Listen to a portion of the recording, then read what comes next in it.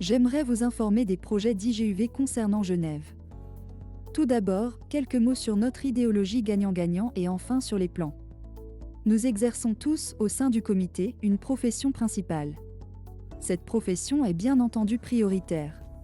Ce n'est que si nous pouvons stimuler notre activité principale avec IGUV que nous obtiendrons une valeur ajoutée.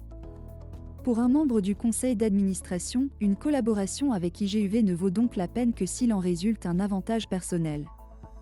Cet avantage peut être très différent, par exemple la présence personnelle pour gagner plus facilement de nouveaux clients et pour se faire mieux connaître auprès des gestionnaires de fortune. Chez IGUV, votre avantage individuel est important.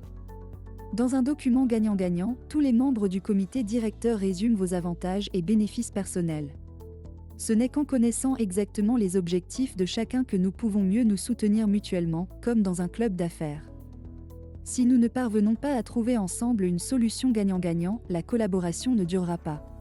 Toutes les personnes qui collaborent à IGUV bénéficient de synergies que nous pouvons exploiter. Notre réseau grandit avec nous et nous grandissons grâce à notre réseau. Revenons à nos projets pour Genève. Environ un tiers de tous les gérants de fortune indépendants en Suisse viennent de Genève et IGUV ne compte que 2 membres romans. Nous voulons changer cela ensemble. Genève aura un chapitre indépendant. Le comité directeur et le conseil consultatif seront composés de personnes originaires de la région concernée, qui seront à la disposition des gérants de fortune sur place. La proximité avec les membres est essentielle.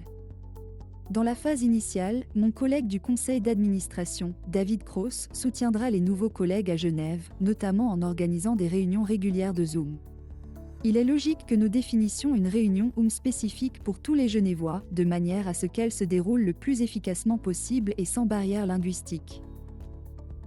L'objectif de ces réunions est d'échanger des informations sur les derniers projets, les membres, les ateliers, les événements, les expériences, le magazine, etc.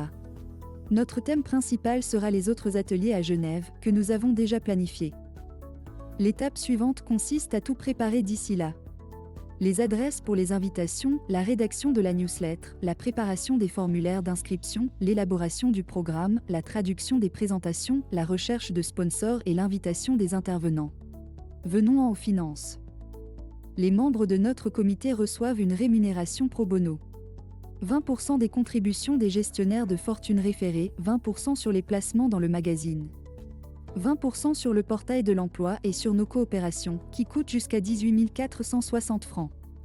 Dès que nous comptons 100 membres, nos conseillers reçoivent 1000 francs, le comité 2000 francs et le président 4000 francs par an en indemnité forfaitaire.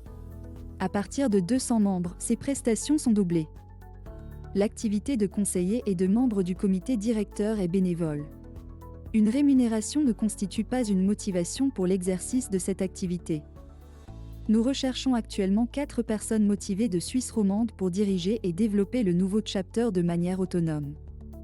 Pour les questions, souhaits et suggestions, c'est à nouveau mon collègue qui prend le relais. Ciao!